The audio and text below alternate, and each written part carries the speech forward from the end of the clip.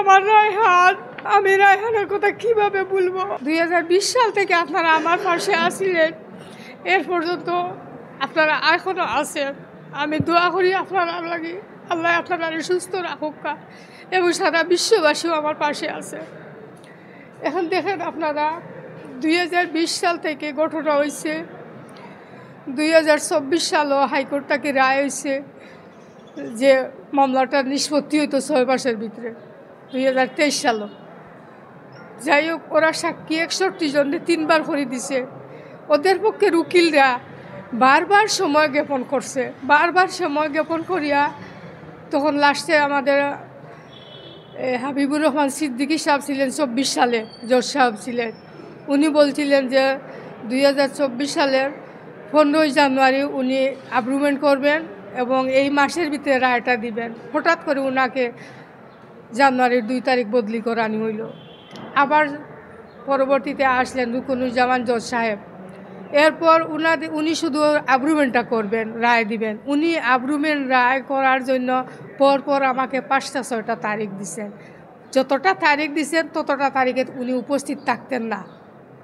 এবং এই চক্রান্তটা ছিল তাদের উকিল, আমাদের এইখানে আছেন কৃপাসিন্ধু এবং আছেন নজরুল ইসলাম, ওনাদের পরস্পরসে ওনারা আসামিদেরকে জামিন দিয়েছেন হাইকোর্ট থেকে। এমন জামিন দিয়েছেন, অ্যাগ্রিমেন্ট একদিন হয়ে গেছে, 15 জুলাই অ্যাগ্রিমেন্ট হয়ে গেছে। 15 জুলাই অ্যাগ্রিমেন্ট হওয়ার পরে আসামিরা কোনো সময় বেইল পাওয়ার কোনো কথা নয়, কিন্তু ওনারা আমাদের এই ঢাকা হাইকোর্ট থেকে জয়নাল আবেদিন একজন জজ সাহেব, উনি আকবরকে জামিন দিয়েছেন, হারুনকেও জামিন দিয়েছেন। হারুনকে কে জামিন দিয়েছেন জানি না, টিটুচন্দ্রকেও কে জামিন দিয়েছেন জানি না। আবার তাদের জামিন আবার স্থগিত করা হয়ে গেছে। 10ই আগস্ট ওদের জামিন হয়েছে আকবরের, আবার 12ই আগস্ট স্থগিত করা হয়েছে এবং তাকে আত্মসমর্পণ করার জন্য তার নির্দেশ দেওয়া হয়েছে। কিন্তু এখন পর্যন্ত আকবরও আত্মসমর্পণ করে নাই, হারুনও আত্মসমর্পণ করে নাই এবং কি টিটুচন্দ্রও আত্মসমর্পণ করে নাই। তাইলে ওরা কিন্তু আত্মসমর্পণ করে নাই। উনি আমাদের নতুন জজ সাহেব আসছেন, উনি প্রতি সোমবারে তারিখটা পালাম। অ্যাগ্রিমেন্টটা চলতেছে আমাদের প্রায় 2 মাস থেকে। নতুন জজ সাহেব আসার পর থেকেই 2 মাস থেকে আমাদের অ্যাগ্রিমেন্টটা চলতেছে, প্রতি সোমবারে চলে। কিন্তু এখন আজকে ক্লোজ হওয়ার কথা, কিন্তু ওদের আইনজীবী আশিকুল্লাহর আইনজীবী উনি আজকে উপস্থিত ছিলেন না। তো এতে বোঝা যায় আমি বিচারটা না পাওয়ার জন্য ওনারা শুধু সময়টা জ্ঞাপন করতেছেন। মানে ওনারা যদি উপস্থিত থাকেন না তাহলে অ্যাগ্রিমেন্টটা হবে না, না হওয়ার কারণে সময়টা শেষ হয়ে গেল, আরেক বছর চলে যাবে কি কত বছর চলে যাবে তার কোনো নিশ্চয়তা নাই। এর জন্য ওনারা ইচ্ছা করিয়া ওনারা এই ফাঁকিবাজি করেন এবং ইচ্ছা করিয়া আমি রায়টা না পাওয়ার জন্য চেষ্টা করতেছেন। তবে আমিও দেখিয়ে ছাড়ব রায়টা যেন হয়, আল্লাহ যদি আমাকে বাঁচাইয়া রাখে।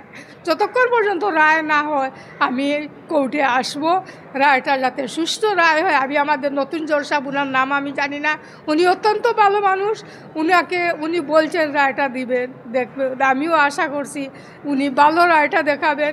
আমিও অন্তত একটা রায়হানের মা, বছর ধরে আমি কি কষ্টায় আছি। এই দেখেন আমার রায়হানের বিয়ের ছবি, এই দেখেন আমার রায়হান, আমি কিভাবে ওদেরকে ভুলে আমি থাকতে পারি।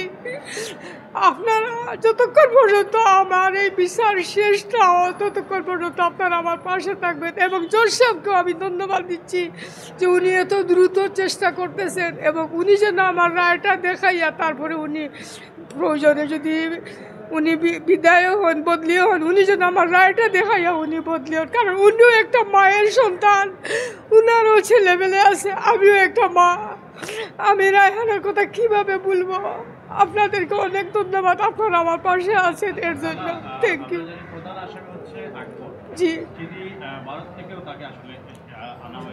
হ্যাঁ, আপনারা দেখছেন প্রথম তাকে ডোনা সীমান্ত থেকে আমাদের ফরিদউদ্দিন পুলিশ সুপার ওনার মাধ্যমে আনা হয়েছিল। এখন ও কোথায় আছে জানি না, তবে আমি একটু ফরস খবর পাইছি ওরা 3টা এখনও দেশের বাইরে যাইতে পারে নাই, ওরা দেশে আছে এবং ওরাই হুমকি দিচ্ছে অন্য মানুষের সাথে, শুনছি যে তারা রায়হানের মাকে দেখিয়ে ছাড়বে।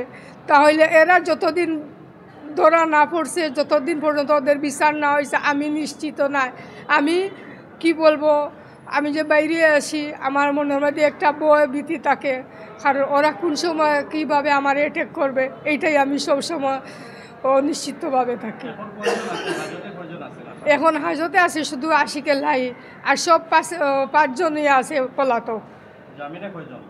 জামিনেই আছে 4 জন, আর একজন তো প্রথম থেকেই পলাতক, নুমান।